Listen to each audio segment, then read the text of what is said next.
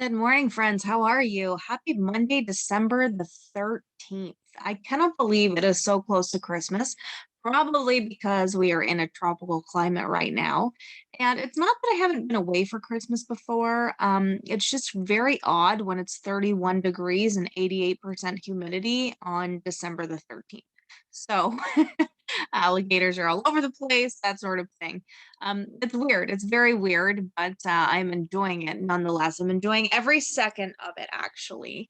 And I'm so glad that you've joined us today at pandemoniumpublishing.com because we are counting down to literacy. And I hope you are as excited as we are to chat about our books and to read them together and to just share our stories with our readers that are by different authors and at Pandemonium Publishing House.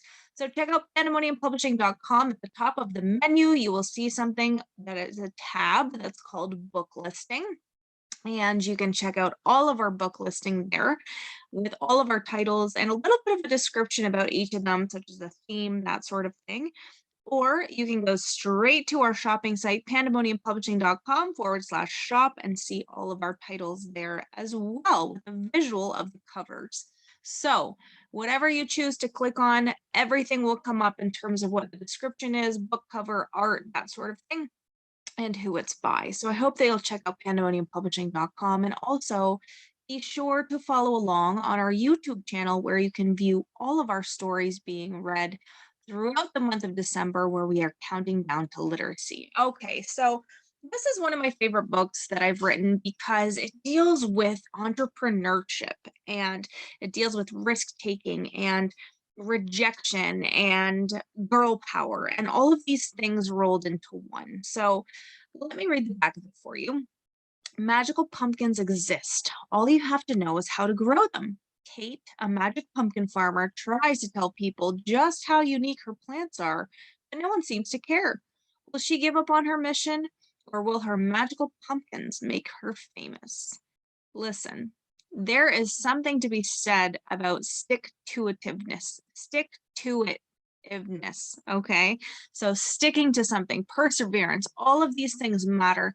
And we want to teach kids that, don't give up.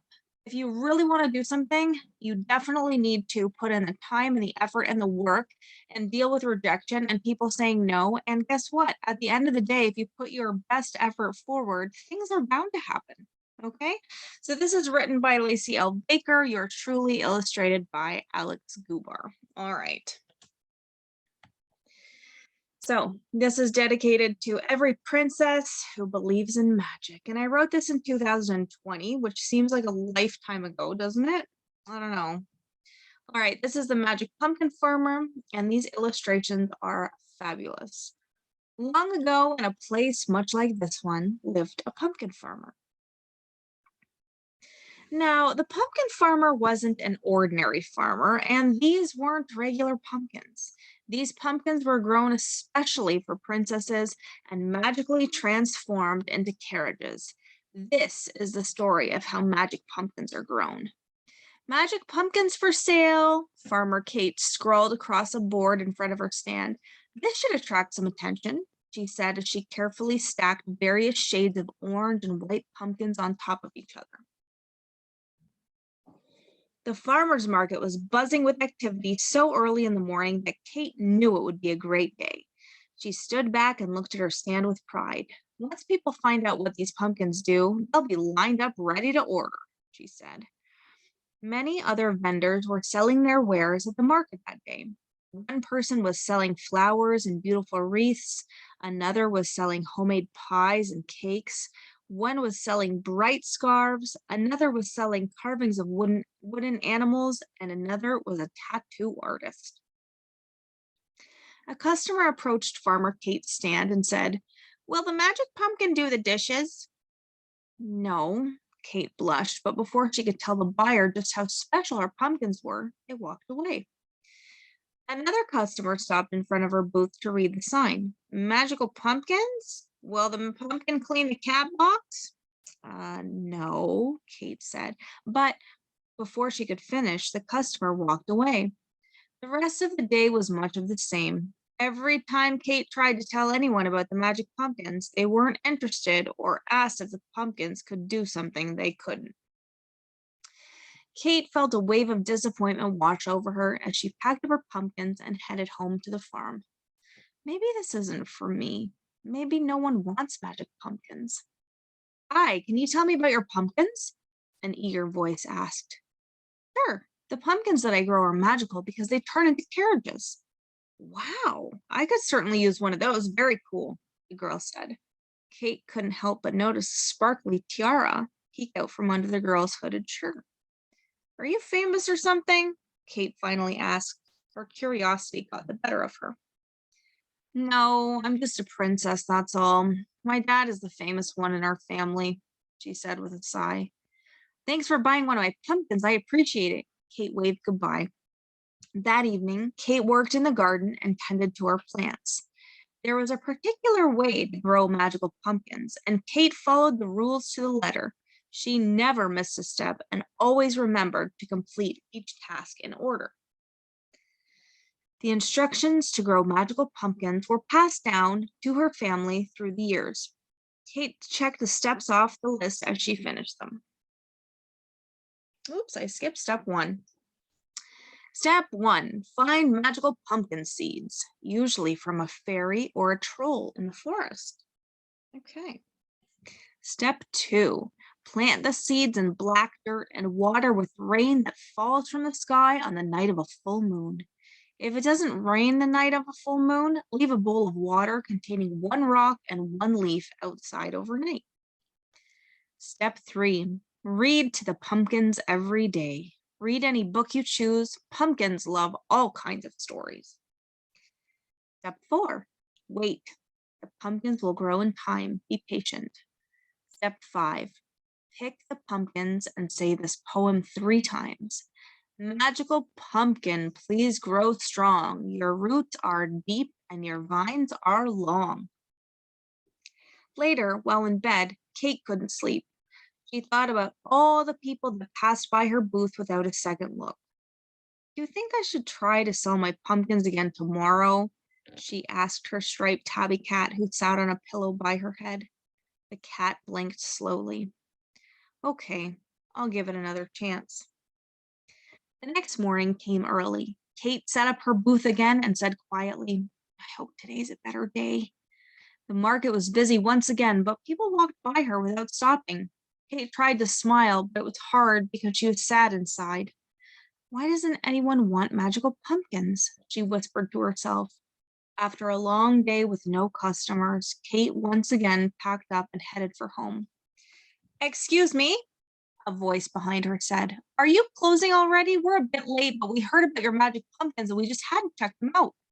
Kate turned around and couldn't believe her eyes. There was a lineup of customers as far as she could see. No, I'm not closing. I was just packing up, but I can stay if you'd like to see what the pumpkins can do. Sure. Stand back, Kate instructed. I'm going to turn this pumpkin into a carriage, Kate smiled. Abracadabra, 1, 2, 3, this magical pumpkin is a carriage for me. And with a plume of white smoke, the pumpkin Kate pointed to transformed into a carriage before their eyes. That was incredible, the girl stuttered. Thanks. You're the only people who seem to appreciate it, Kate said quietly. Of course we appreciate it. Don't all princesses love magic? Kate nodded and smiled. Soon, word of the magical pumpkin spread across town, and all the princesses that lived there went to Kate's farm to pick up their unique, custom-made carriages. And here we have the classic. We've got the cyber carriage. Maybe Mr. Elon Musk would like that one. We've got a hot rod. And what I especially love about this book is the different dress in the back, okay? So we've got the sari. We've got kokochnik. We've got the powwow regalia. We've got Africa with the kente pattern. and China, the Hanfu. So this talks about the different dresses that the princesses were wearing. And of course, we've got our kids' collection back here. But I think it's important to kind of educate as well as entertain. So that's why we have these little extra things in the back of all of our books. So I really want to chat about this book for a second and the reasoning behind it. So every single vendor knows that has ever been to a show that this happens, okay? And I wanted to kind of put it into a story that kids would understand because you know what, there's going to be times where you're doing something and maybe you don't have the best response to that. Maybe people aren't responding. Maybe they're doing something at school and they didn't get the response that they were looking for, or maybe it's something that they tried, maybe a lemonade stand and nobody stopped, that sort of thing. It's to let them know not to give up and to just keep working. And all it takes is one person that can change the trajectory of your life and your business and whatever you're doing. So I really wanted to use this book to empower kids to take on entrepreneurship and to also give them a little bit of an idea of what it's like to have patience and how things take time to grow, and if we continue to be consistent in our efforts, we will reach our goals. And I think it was important to include a different range of princesses with a different range of characters and a different range of chariots and carriages that were different, because everybody has different tastes and everybody comes from different places. So I really wanted to highlight that. And Alex was wonderful at this. She did a ton of research and she is from Belarus. And we just love her art and she's very talented, and the work that went into this with all of the research onto the traditional regalia for these princesses was very intensive, and I think that she definitely nailed it. So this is The Magic Pumpkin Farmer, written by Lacey L. Baker, illustrated by Alex Gubar, and you can find this on all of our social media for sale, pandamoniumpublishing.com/shop. Thanks so much for joining me today. And I hope that you enjoyed our books and our reading and that you will be back to read with us tomorrow and check it out on our YouTube channel as we count down to literacy. Thanks.